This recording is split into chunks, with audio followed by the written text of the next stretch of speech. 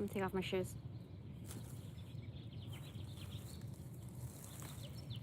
These socks are from the Dollar Tree.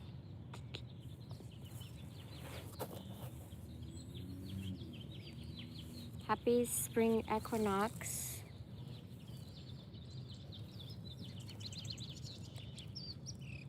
Hi, Sean.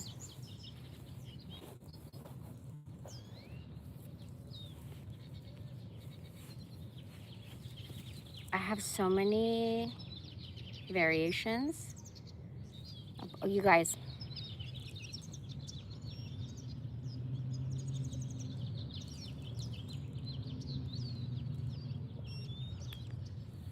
I had a really nice walk today, and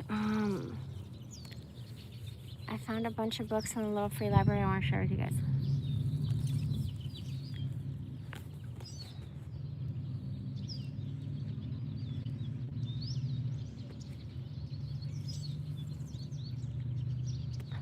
$0.25.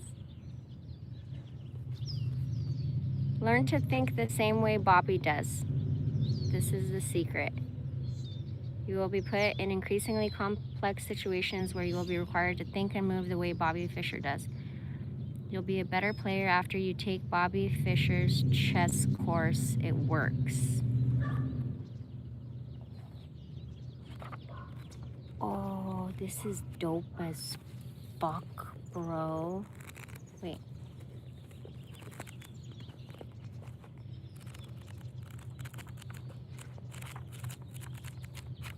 Wow, score.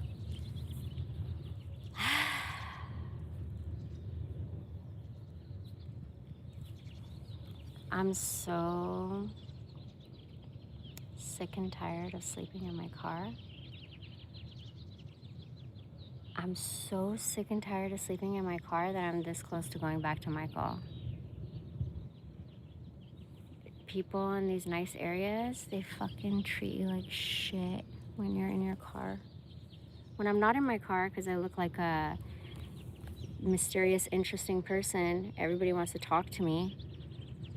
But when I'm in my car, so I've been sleeping kind of like shit. So this is the first book I found in the little free library, which I'm really excited about because it looks dope as fuck.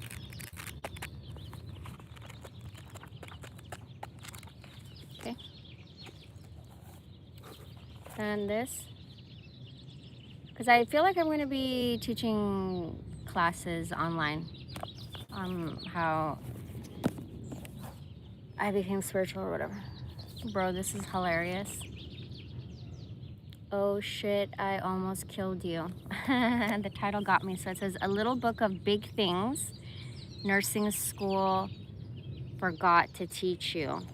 Do you know how many people doctors kill because of human error? I already have this book, but I thought I would go over it with you guys. Listen to this. I'm grounding. Hi, everybody. And this is my dog. Turkey, say hello to the people. Kitten. Turkey. Turkey. Turkey. Turkey. Turkey.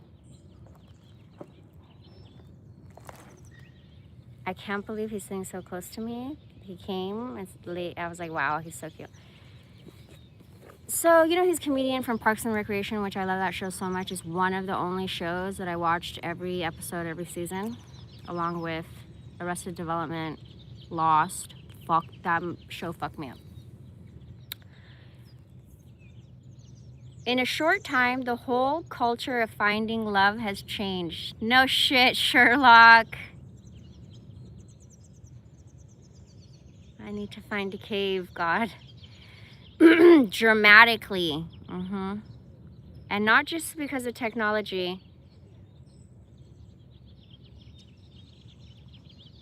Yesterday when I said I need a Taylor and my Taylor, I meant I needed Taylor, Tailor, and my Taylor, Taylor.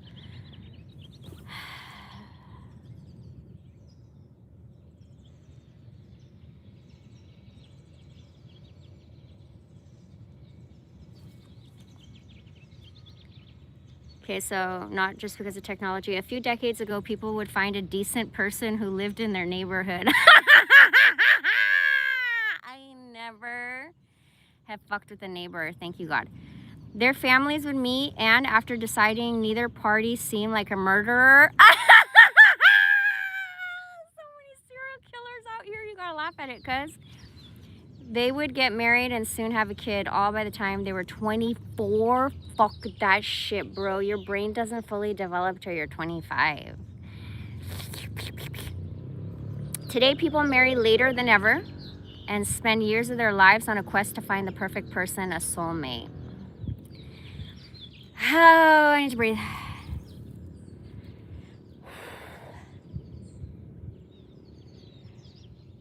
Am I having an anxiety attack? Oh, fuck, I can't breathe. Okay, for years, Aziz Ansari has been aiming his comic insight at modern romance.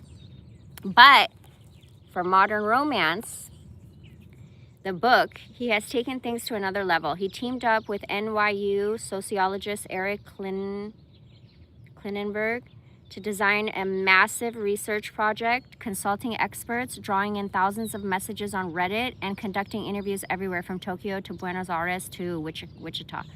The result, unlike any social science or humor book we've seen before, is an unforgettable tour of our new romantic world.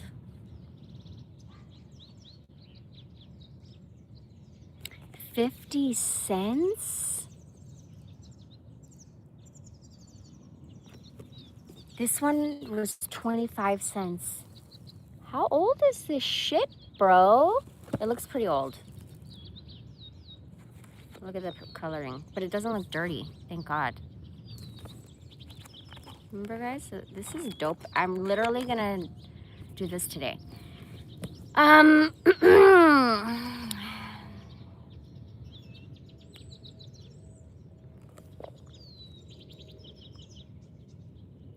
Master's series in criminology, white collar and corporate crime. Wait, please. This little book, little free library. I love little free libraries. I don't think you understand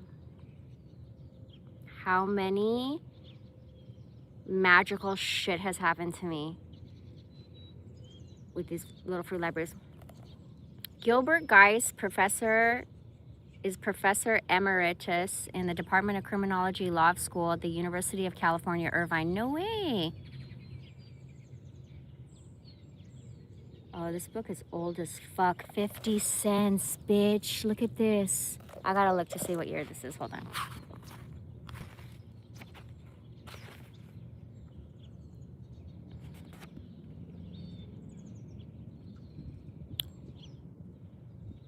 $2007? Bruh.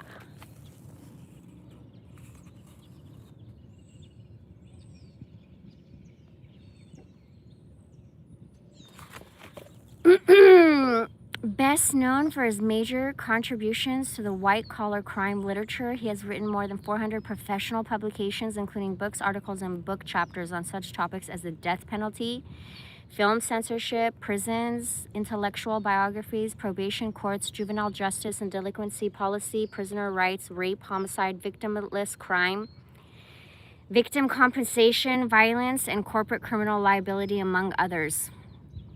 His seminal 1967 piece, The Heavy Electrical Equipment Antitrust Case of 1961, was largely responsible for resurrecting interest in the topic of white-collar crime among social scientists and legal scholars. Dr. Geist has held honorary and visiting appointments at numerous universities, both in the U.S. and abroad.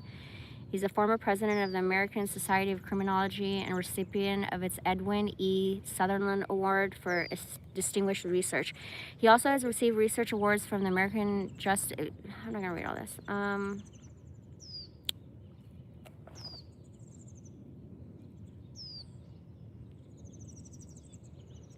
The doctrine of corporate criminal liability has produced a voluminous outpouring of scholarly analyses. An attempt by the current author and two colleagues to put together a bibliography of this material located 718 references, most of which have appeared in the last 3 decades.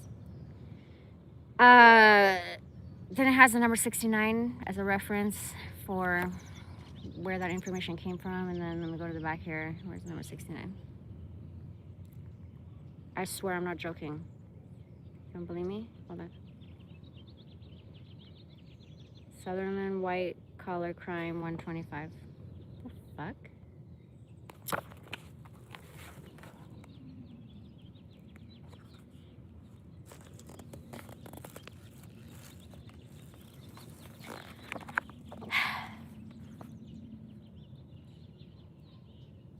The spotlight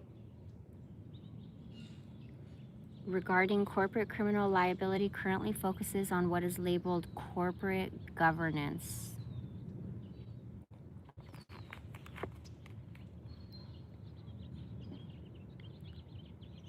Fuck. Okay, hold on, guys. Then this book, The Last Days of Marilyn Monroe. And I know she died mysteriously or some shit. I don't remember the story. Do you guys? Like, apparently it's like an unsolved mystery what happened to her. Do you guys know what it... This is a quote from Marilyn Monroe.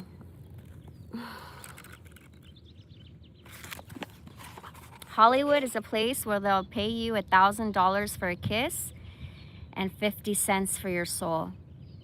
I know because I turned down the first offer often and held out for the 50 cents. How sad. Okay. What happened to her, bro? So this is new, 2025. Okay. It's not 50 cents. When I started modeling, sex was part of the job. Hold on, bitch. Just gonna use this to help me out here. Thanks. When I started modeling, she reminds herself, sex was part of the job. I'm so grateful I've never had a job where sex is part of the job. I mean, you know, I've seen people sleep with the boss or whatever, but I never did it.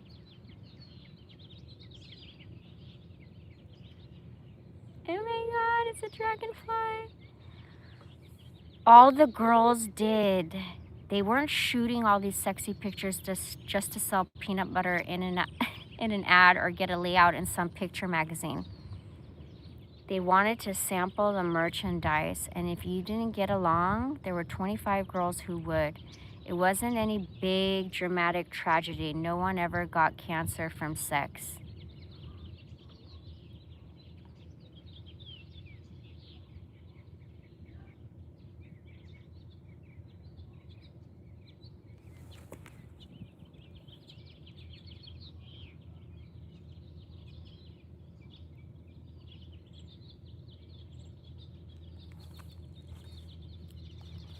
It says the last days of Marilyn. So is this 15 hours later? No. Oh, it's a whole ass story, bro. Then the last one is, and I started to read it. Handbook for Space Travelers. Oh, 25 cents. But I got it for free from the Little Free Library. So I started reading it, and then I was like, oh, it's teaching me a lot about like rockets and about shit like that. So one of the most difficult problems in space travel is that getting the spaceship and its contents back to Earth without their burning up in the atmosphere. Things get hot when going rapidly through the atmosphere because of friction with the air. Friction is what causes the fire when you scouts rub stick together with a fireball. What? Oh, when you scouts rub sticks together with a fire bow. His writing style is interesting. Is this a guy? Walter, yeah.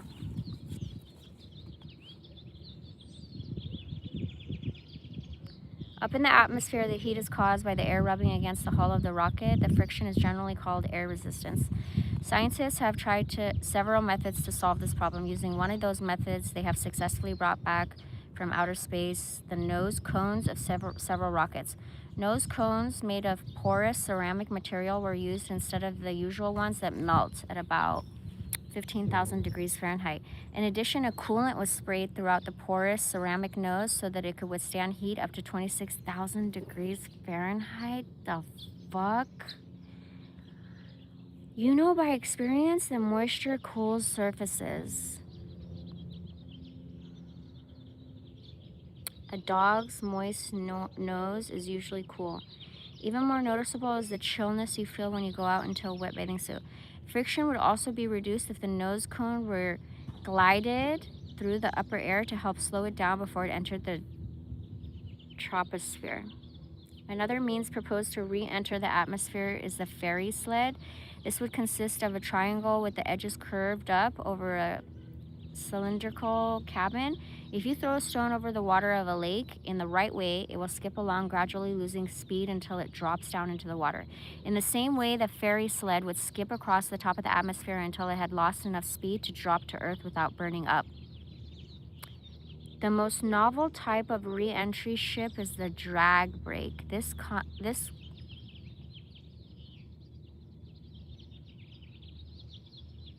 think there's a bunny hopping around in the bushes over here.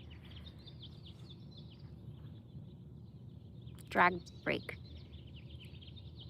This consists of a loop with a round, ball-shaped cabin at one end.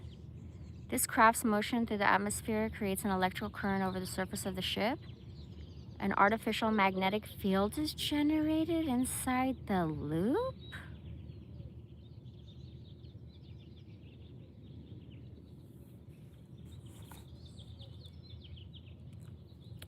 A complicated electromagnetic process is supposed to slow the ship and so prevent it from burning up into the atmosphere. The main trouble with the ferry sled and the drag brake is that they would not fly very well. To use either of these ships, the space traveler would just have to land in the ocean and wait to be picked up. The fuck? The ferry sled could, however, be constructed to drop its curved landing edge and land in a delta-winged plane. Oh, land like a delta-winged plane.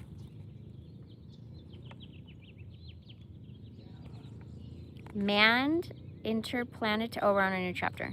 A look before we leap.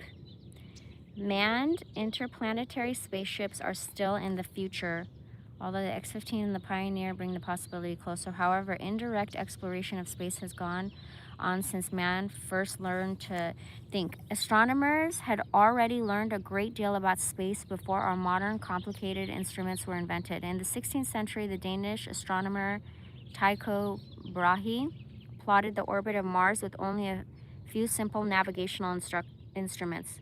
Even today, scientists believe that if an idea cannot be proved by simple as well as by complicated means, it has little value.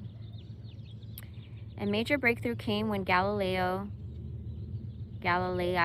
used a telescope to observe the planets and stars. His telescope was very small compared to modern astronomical telescopes. Bro, one time I was walking my dog and someone had a dope-ass telescope and I was like, excuse me, can I see? And he was an astronomer, so he had like the perfect, he knew what he was doing. And he had the perfect lenses. He knew which, because I asked, I was like, how much was this? What do I get? And he's like, I don't know how to explain it to you because he's like, that's his job. He's a professional. So anyways, he let me see the moon. Bro, it was so, and then Saturn was like hella close at the time. So I got to see that with the ring. But the moon looked like it had diamonds. I don't know, because, you know, it doesn't always look the same. But it looked like it had diamonds all over it. It was so pretty.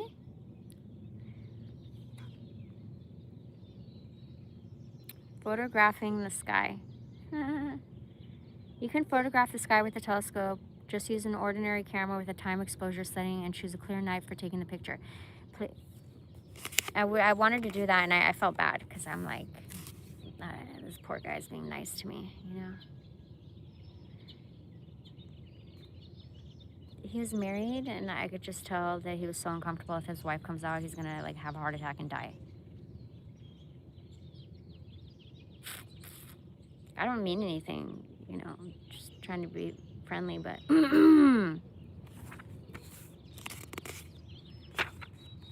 oh, by the way, I was at the store yesterday, and when I was leaving, my Jesus lanyard got stuck to something. It was crazy. And this guy was so nice. I couldn't believe it. He like tripped to get it for like the level of effort he put to get it for me and help me. Didn't have to. I could have done it. I was closer than him. I was just watching him and I was like, oh my God, I love you. Like, what the fuck? What a nice guy. On my walk this morning, there was this chick on rollerblades who I wanted to record her so bad for my vlog because she passed me from behind. So imagine her skating away from me. I didn't think that was too disrespectful. But then I thought about it and I was like, I don't like recording people without their permission. I really don't. Because I feel like you should treat people the way you want to be treated, and I don't like people recording me without my permission, but whatever, you know, sorry I didn't do it, but she has such a nice body. Like, fit. I couldn't even believe it.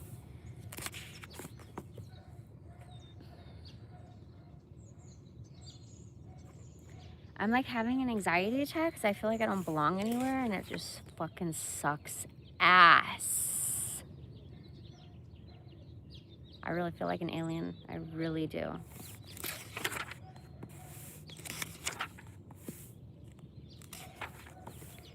History. What year was this born, huh?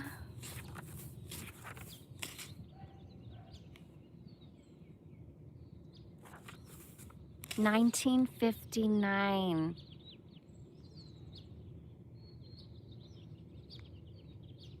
The author is grateful for the help and guidance provided by the U.S. Air Force Book Program in checking and approving this material.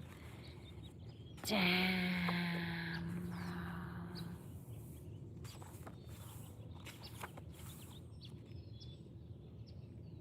He's writing about Mars back then.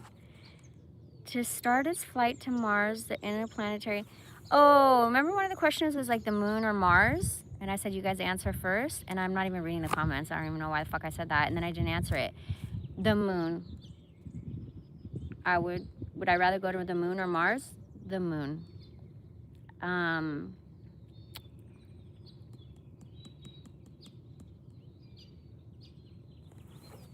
These motherfuckers that want to build, you know, Elon is funny. He's like a funny ass guy.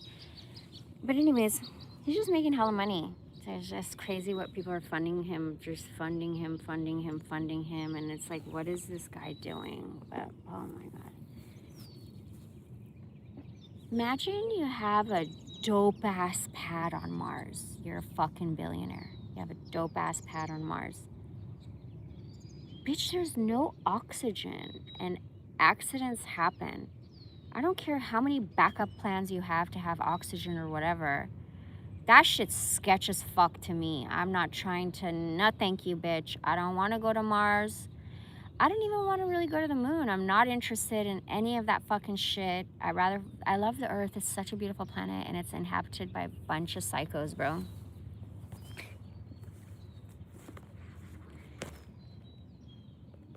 Let's see, what do I want to read?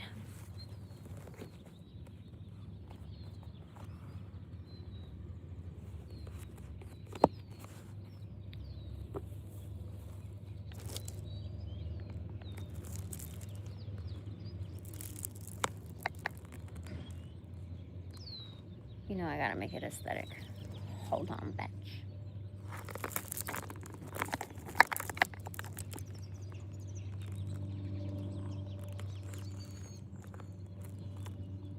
Pretty, okay. Let's see what homeboy has to say to help me. Because I don't want to die alone. Fuck. And I don't want to go back to Michael just because I'm so sick and tired of being judged out here for being a gypsy. And I am reluctant about Taylor because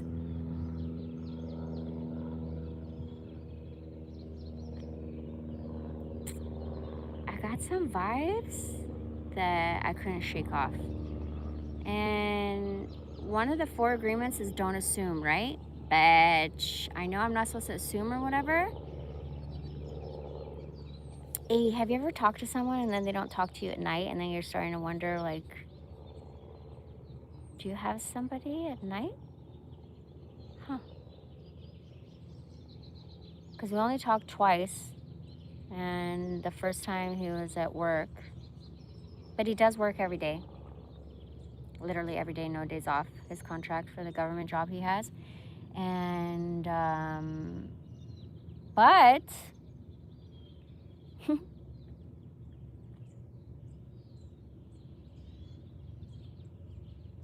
he could still talk to me after work. And one time I remember saying, you know, I just wanted to hear his voice before he went to sleep. And he's like, I'm already in bed. I'm going to go to sleep. And it's like, you don't want to say what? And the second time we talked when he was off of work, but driving, like after work, driving. And then they messaged him that he has to go back to work. So then we stayed on the phone while he drove to go back to work. So anyways, how are you guys doing? Are you guys like in a relationship or are you, where's this guy going? Oh my God. Okay.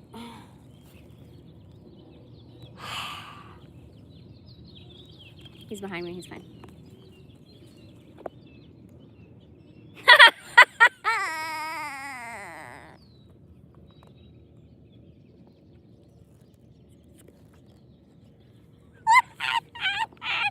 Wait.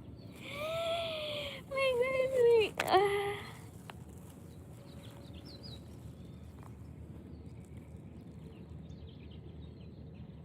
First name blank. Religion blank. That's hilarious. He put his religion. Owns his own company? 25. What a liar. Did you see that picture? Wait, please, God. No, I can't breathe. Hold on. That shit is so funny. I need to catch my breath. Hold on. This motherfucker said he's 25, bro. Hold on.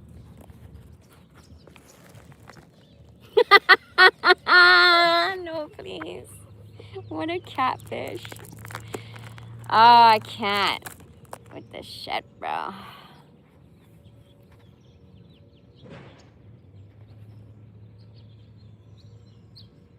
Age range and partner, 21 to 28. Maximum distance of partner, 80 miles. No, please, God. Interest, sailing, dancing, adventure. I cannot breathe. I always knew online dating was popular. I've never done it. Told you guys I tried to do Tinder and the guy was so aggressive. He's like, let me FaceTime you. And I mean, I had a lot of guys, but one in particular, Brazilian guy, was so aggressive. He's like, let me FaceTime you. And he FaceTimes me and he's naked with his dong out. And I'm like, I'm in public, bro. I was walking at the Claremont colleges. He's like, I just wanted to make sure you're real. And he's like, I am coming to you right now. Send me your location. I'm coming to you literally right now. And I was like, wow, the fuck? This is like 3 years ago. And really, to be honest with you, I wanted to do it for video purposes because I think this shit is so funny. But I always knew online dating was popular, but until recently, I had no idea just how massive a force it is in today's search for a romantic partner. I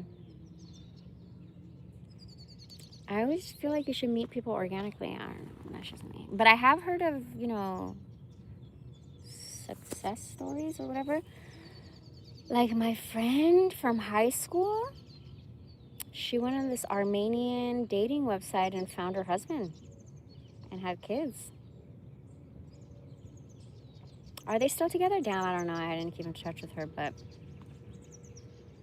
According to the study by the University of Chicago psychologist John Cacioppo, not to be confused with John Cacipepe, a fat Italian guy who loves pasta with... Bro, who the fuck? This guy. I wonder if he actually wrote it or if he has a ghostwriter. Of course he has to throw a stupid funny like joke in there. Anyways, between 2005 and 2012, more than 1/3 of couples who got married in the US met through an online dating site. 1/3? Online dating was the single biggest way people met their spouses, bigger than work, friends, and school combined. Bro, what?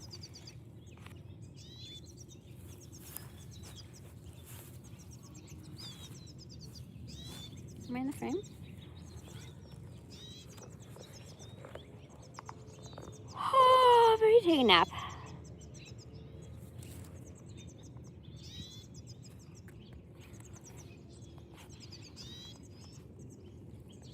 Cappuccino's findings, or I don't know how to say his name, bro.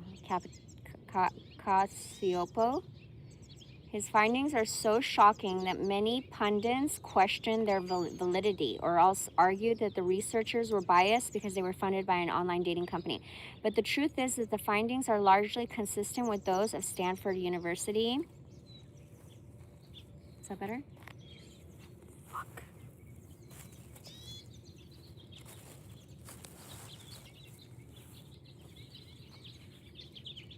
I didn't bring my yoga mat. I should go get it, but whatever.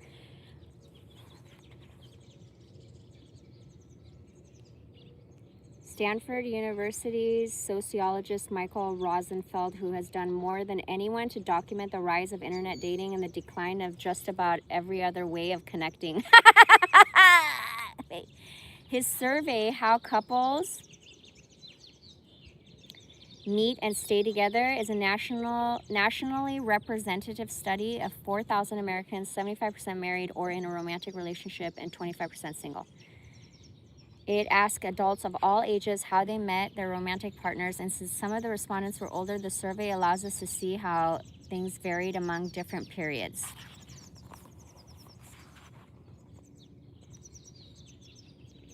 It's especially instructive to compare findings from 1940 to 1990.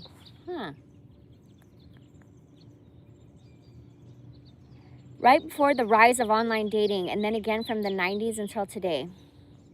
How heterosexual Americans met their spouse and romantic partners from 1940 to 2010.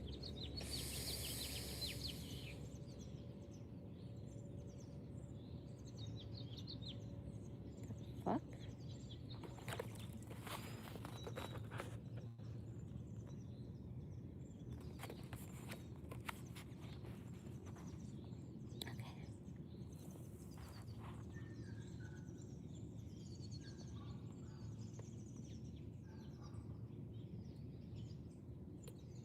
First, let's look at the difference between 1940 and 1990, just before online dating arrived. In 1940, the most common way to meet a romantic partner was through the family, and 21% met them through friends. About 12% met through church or in the neighborhood, and roughly the same portion met in a bar or restaurant or at work. Just a handful, about 5%, met in college, for the simple reason that not many people had access to higher education. Things are different in 1990.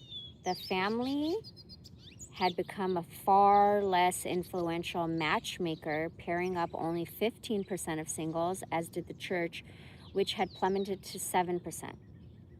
The most popular route to romance was through friends, which is how nearly 40% of all couples met. The portion of people who met in bars had also increased, going up to 20%. Meeting someone in college had gone up to 10%, while meeting in the neighborhood had just a little bit less common than it had in the 1940s. Another popular way partners found each other in 1990 was...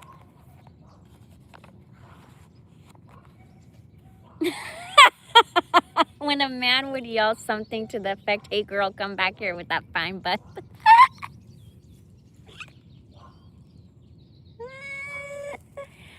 No, bro, please wait.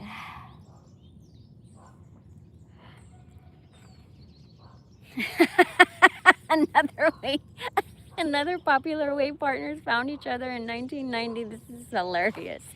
Was when a man would yell something to the effect of, "Hey girl, come back here with that fine butt that's in them fly ass acid wash jeans, and let me take you to a Spin Doctors Better Than Ezra concert." The woman, flattered by the attention and the opportunity to see one of the prominent musical acts of the era, would quickly oblige. This is how roughly 6% of couples formed. To be clear, this is just a guess on my part. It has nothing to do with Mr. Rosenfeld's research. The advent of online dating sites has transformed the way we begin romantic relationships. In 2000, a mere 5 years after Match.com was invented, 10% of all people in relationships had met their partner on the internet, and by 2010, nearly 25% had. No other way of establishing a romantic connection has ever increased so far, so fast. In 2010, only college and bars remained roughly as important as they had in 1995. In contrast, the portion of people who met through friends had dropped precipitously from 40% to 28%, and meeting through the family, work, or the neighborhood became even less common, each around 10% or well below. And churches went the way of the Spin Doctors and Better Than Ezra, but altogether out of the game. How sad. Now, online dating is almost a prerequisite for a modern single. As of this writing, which is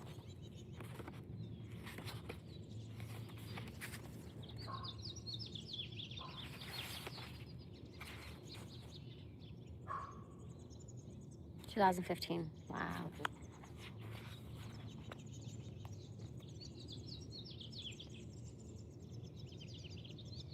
As of this writing, 10 years ago, 38% of Americans who describe themselves as single and looking have used an online dating site.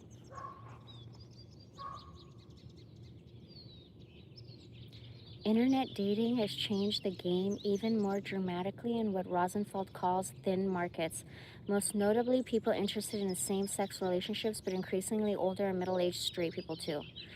The reason is pretty obvious. The smaller the pool of potential romantic partners, the lower the odds of finding romance face-to-face, whether through friends in school or in public places. Sure, there are booming gay neighborhoods in some cities, but the people who live and hang out there see a lot of one another. After a while, those who are single have moved through their options and they're looking for something new. That's one reason why today meeting people in a bar or in the neighborhood is far less common among the LGBTQ couples than it used to be, and why nearly 70% of LGBT couples meet online. BLT couples, bacon, lettuce, and tomato couples, are inanimate objects and are not engaging in romantic pursuits. Damn, that sounds good. Back to LGBT folks. Rosenfeld's research shows that online dating is dramatically more common among same-sex couples than any way of meeting has ever been for heterosexual or same-sex couples in the past. Emphasis ours. And recent trends suggest that it's more old people go online, that as more old people go online, internet dating will start to dominate the world too. So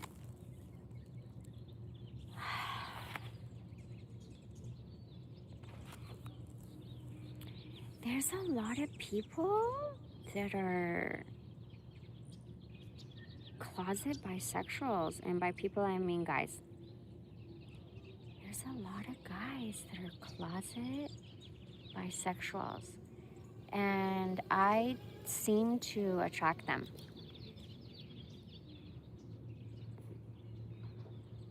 I thought my first husband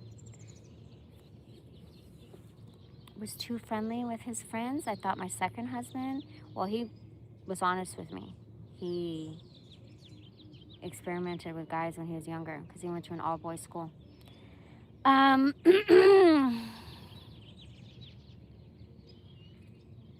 Michael treated his boys like hoes Bros before hoes.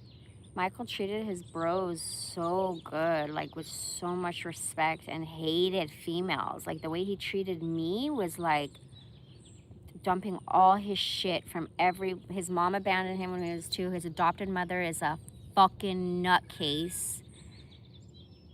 Gotta pray for these people that are just fake as fuck and hostile and creating hostile environments because they think they're better than you. Fat ass motherfucker, can't even control your weight, bitch. You got me fucked up, bitch. Why would I fucking ever listen or respect to a motherfucker that is gluttonous as fuck?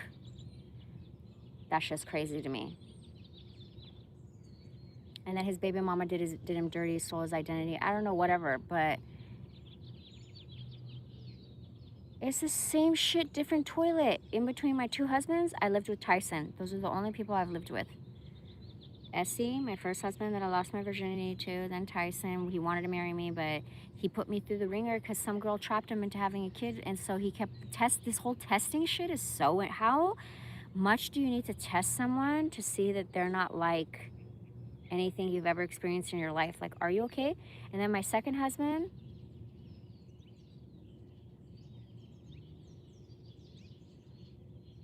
had a lot of trauma with his dad, calling him gay. Because in Iran, when you work out, they're like, what are you, gay?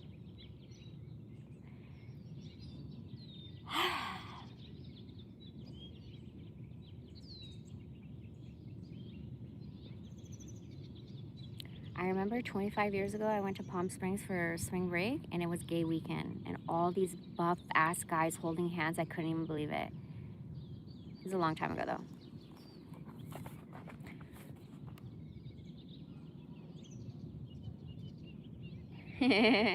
I used to have so much respect for Japan until I found out that all the wives allow their husbands to have prostitutes. It's just common. Like, I'd rather him go do whatever he wants than lose them, and fuck that shit. Nah.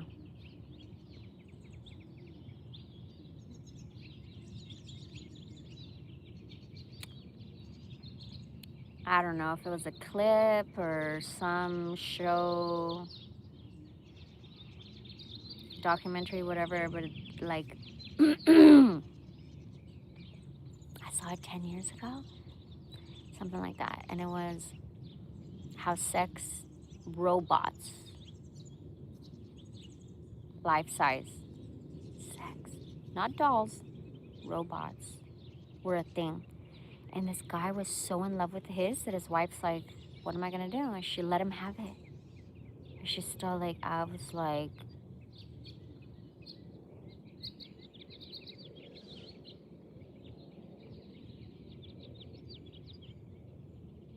I'm sorry, my mind is just like so blown at the crazy ass shit.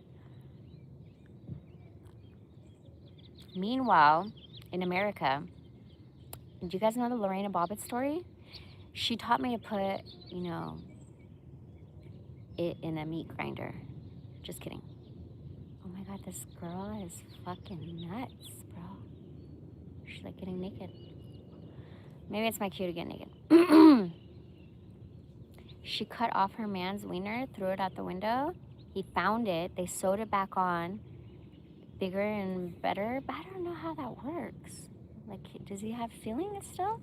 And he became a porn star. Lorena Bobbitt. That's why I would always joke that I was gonna stick. I would never do that, but I thought about it actually with Michael, to be honest with you.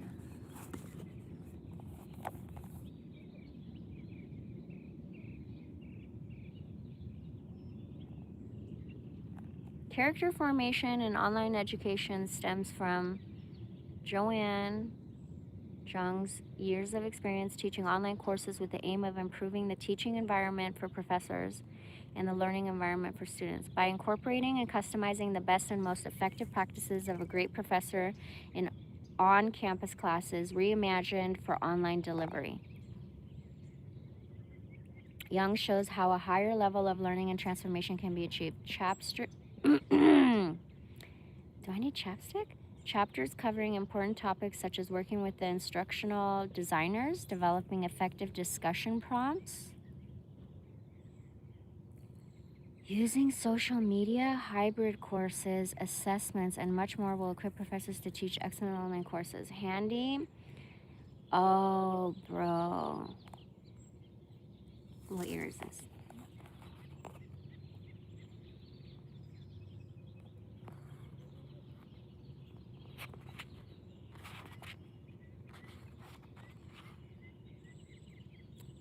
$2015?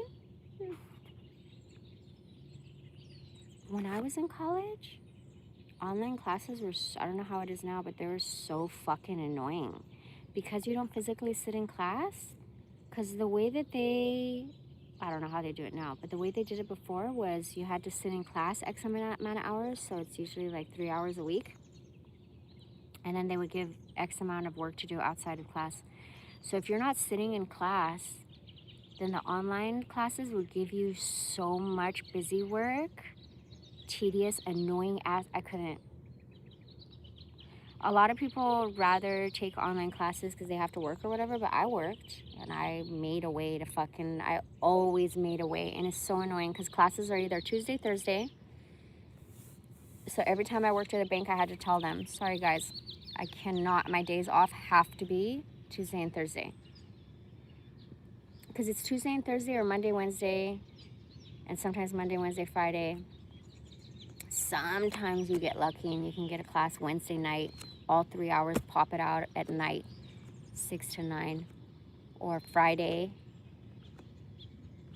12 to 3, or whatever, you know, but they always, every job I had pretty much always worked with me, pretty much.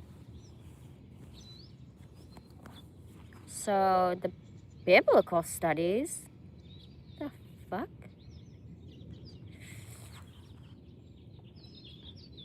Christ? Bro, what the fuck is going on here? Oh, PhD in theological, what? Professor of Biblical and Theological Studies and chair of the School of Theology. What the? I'm straight tripping right now. I was not, what a twist.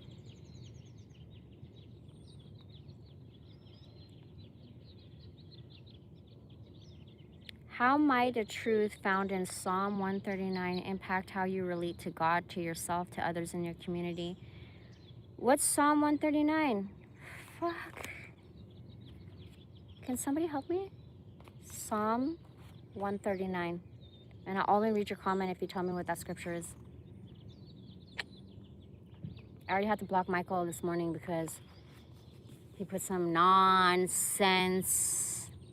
He wanted to say vulgar.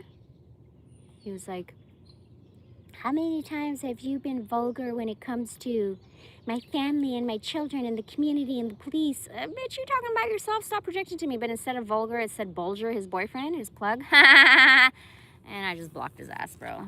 Somebody put the scripture? Well, I'll look it up myself if you guys don't want to help me.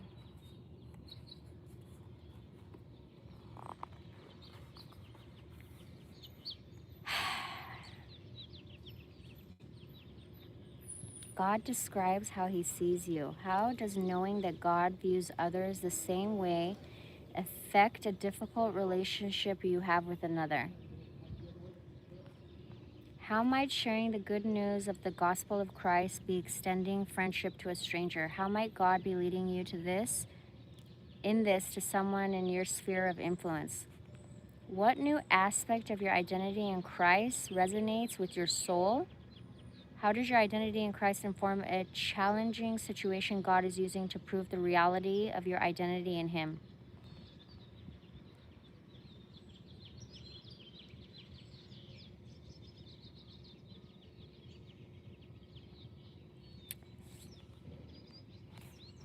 I really wish they would have just put Psalm 139. Is it really that hard?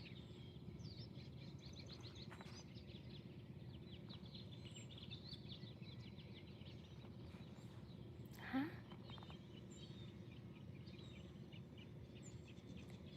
Tell me and I forget. Teach me and I remember. Involve me and I learn. Benjamin Franklin.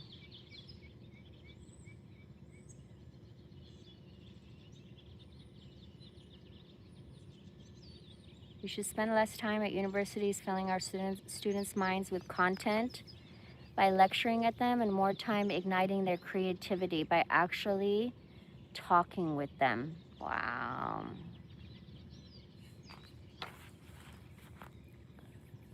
I trust you enjoyed Dr. Wilkie's presentation as she helped frame the film Amazing Grace. Damn, I haven't seen it. Take note of her discussion of Wedgwood's medallion imprint, Am I Not a Man and a Brother? As you've studied and completed your paper on a passage from the genre of the prophets, what connections, thoughts do you have on social injustice, especially seen from God's perspective? Social injustice, a break in the horizontal relationship one has with others, is as much a sin as adultery, a break in the vertical relationship one has with God. Social injustice begins with one person, a soul. You're called to act justly, be merciful, and walk humbly with God. How has God brought to light an area where you are called to act justly, be merciful, and walk humbly before Him? How would you summarize?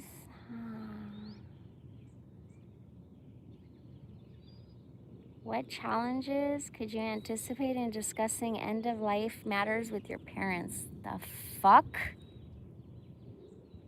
Create a mock advanced curriculum for yourself. What difficulties did you face in composing this? Blah! No. No. I can handle it.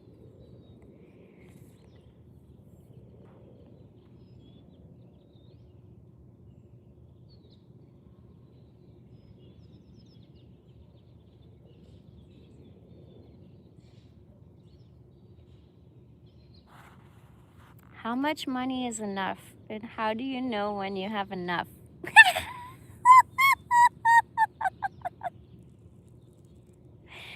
What habits can you cultivate now that will help you be content when you have more or less money? This is the best shit ever, bro. Discussion prompts should be presented incrementally with an easy to more difficult ordering. Consider the concept of the soul as the whole person when creating your discussion prompts and where the inclusion of the word soul would be appropriate. Note that the last prompt is in the first series. Damn, what was that? The use of the word soul in a discussion prompt or any other question for that matter forces one to stop and think. It is difficult to respond to questions about the soul without thoughtful consideration and reflection. Through the careful and prayerful use of discussion prompts, students can discover the graces of God and have their spirits nourished. Students do not live in a vacuum, so take the opportunity to step into their lives. How is the truth of what they're learning getting expressed in their lives? This can be approached by asking questions such as, what does this truth look like in your life? Or what God-given opportunities might be clothed in this challenge? Clothed in this challenge.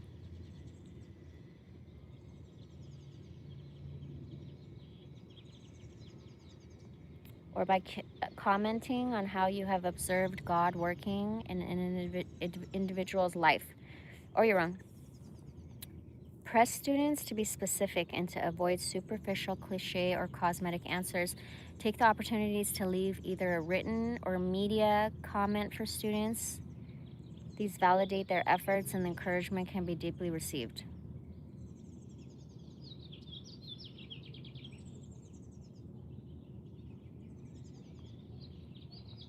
Give students enough time to begin to process the material that the prompts address. It is okay if their thoughts on a subject are not correct. This is part of the process. Often another student will address that. Reading through the responses, though, allows the professor to interject Socratic-style questions or clarifying thoughts. Challenge members of a group to integrate their ideas.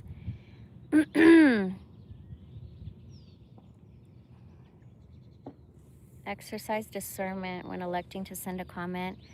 to a group versus an individual. A personalized comment can be sent to a student and a more general one to a group. Meaningful comments made on these and other assignments give evidence of the professor's involvement with student learning and validate students' contributions and thought process.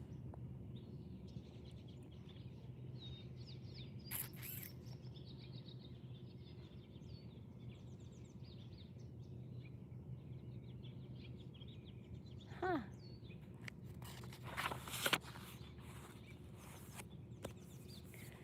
I gotta go get some work done. So I've been getting a lot of work done, and it was so funny yesterday. I took way more breaks than I did work, but it's okay because I did a lot of stretching. I told you guys.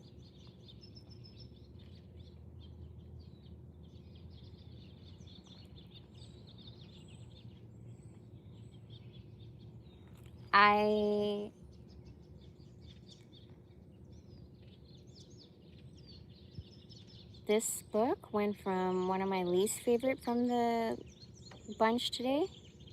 One of the least, the nurse one. Oh shit, I almost killed you.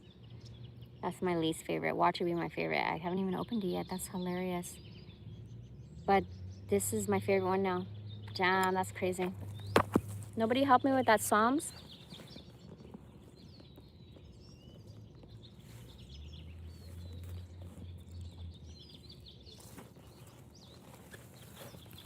Someone's pretending to be Taylor? Why would you do that to me?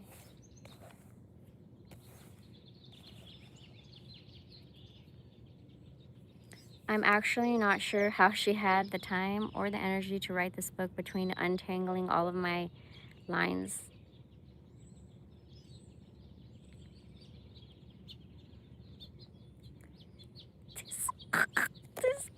This bitch is hilarious, bro. Oh, she put herself in the front? Damn, she's hilarious, Sonia. That was from anesthesia. Then surgery said the patient wasn't bleeding in the operating room. Why is he bleeding now? Then the nursing office. I know you died yesterday, but are you available to come in overtime at 7 a.m.? Spouse's entire family. She doesn't exist. We've never seen her on a holiday. Social media follower. Series of explicit phrases involving surgical gloves promptly deleted and blocked. Oh my god, I love this bitch. Wow. Okay. To my future children.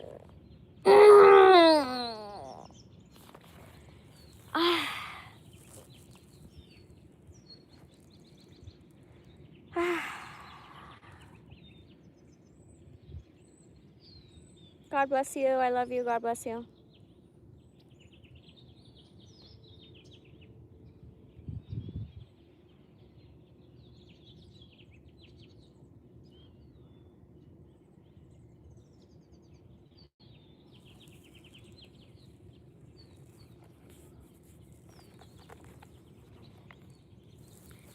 To my future children, I understand that I probably drive you crazy more than not. It must be difficult to deal with a parent that plans for every worst case scenario. That's not me.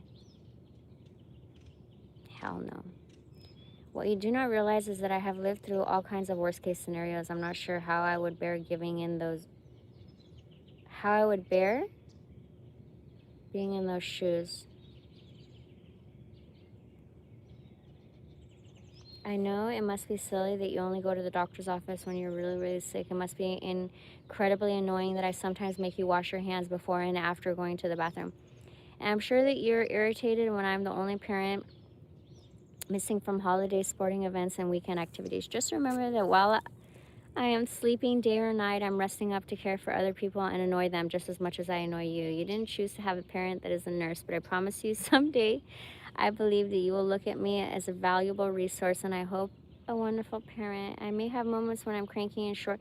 Oh yeah, I don't know. I thought I wanted to be a nurse. Fuck that shit, bro. When I was in college, I thought I wanted to be a nurse or a therapist, and everybody told me, like, you know, when you start out as a nurse, they treat you like a peon. Until you get to director of nurses, you have to go through a bunch of school and experience and stuff, you know? So I was like, that sounds depressing. Then being a therapist and hearing everybody's problems, I said, that sounds depressing. So I chose business administration, business management, and it was so easy for me that when they came out with this new double major, corporate financial management. This is 1998. I hopped on it. So it's a double major, finance and accounting. I was so good at accounting. But you know, accounting is annoying as fuck, man. You make one mistake and you're fucked. I really need a nap.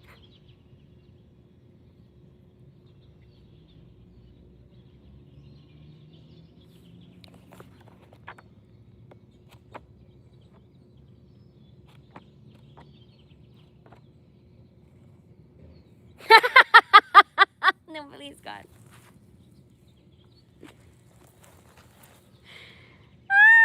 Doctors are very, very good at trying to kill your patients. To the best of my knowledge, they aren't intentional in their efforts. Nonetheless, the cornerstone of the nursing profession is protecting the patient lying in the bed from becoming the victim of hastiness, sloppiness, or just plain inexperience. Even the newest of bedside nurses can recount the struggles of dealing with a brand new medical resident in the heat of July. While a newly indoctrined nurse will err on the side of caution, typically asking 5 million questions and reviewing policies and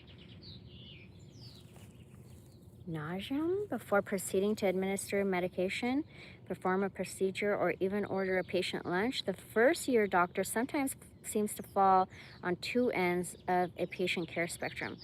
Often enough, a new doctor is either shitting her pants with anxiety to the point of total inaction, or she arrogantly dictates orders like the Third Reich.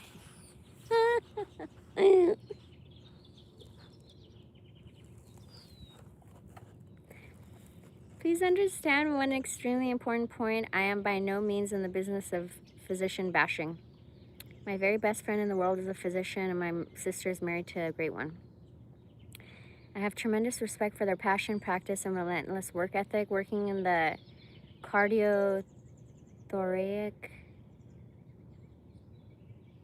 intensive care unit, I work closely with cardiosurgeons, intensive care physicians, and anesthesiologists who earn every penny they make and then some. They save lives like it's going out of style, and watching them in their practice will leave you awestruck. I don't ever want you to have chest pain radiating down your left arm, but if you do, my A-team is always ready. However, my public service announcement to anyone who elects to work at a university, teaching hospital, or a big, fat, famous trauma center is this. Please encourage your patients to avoid saying getting hit by a car in July.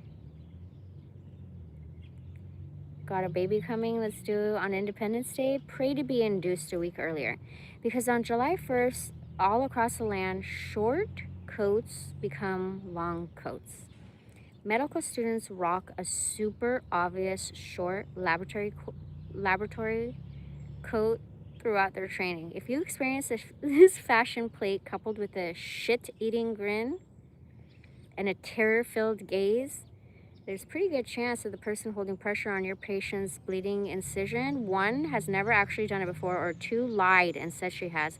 I try to be extremely accommodating to medical students in my practice. If they are inquisitive and eager to learn, I do my best to allow them into my patient's room to conduct a head-to-toe examination, and for instance, assist in the tasks that require minimally invasive technique.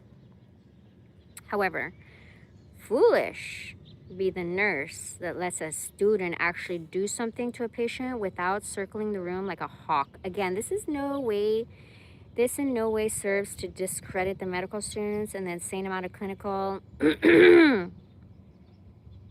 didactic, and research they undertake. They work their tails off and deserve the best learning experience possible. Just remember that it's your professional license, not theirs, that remains on the line should a task or procedure not go according to plan. Our short coat colleagues generally make a concerned effort to leave a good impression on the nursing staff, and while they want to learn, and they can, there are limitations to their practice for practice. Bro, if you want to read this book... Oh shit, I almost killed you. And then let's see when she wrote it. Hold on. Schwarzbach. 2017.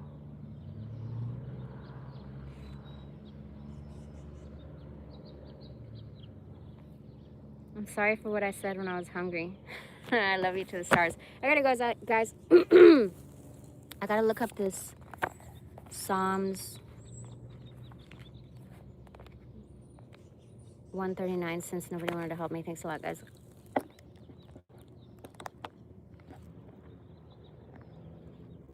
I love you. God bless you. I hope you're having a great day. And maybe I'll be back for another live, or I don't know. We'll see. But happy spring equinox. Beautiful day. Thank you, God. Summer's over. Spring is here. What the fuck was that heat wave, bro? Bye, guys.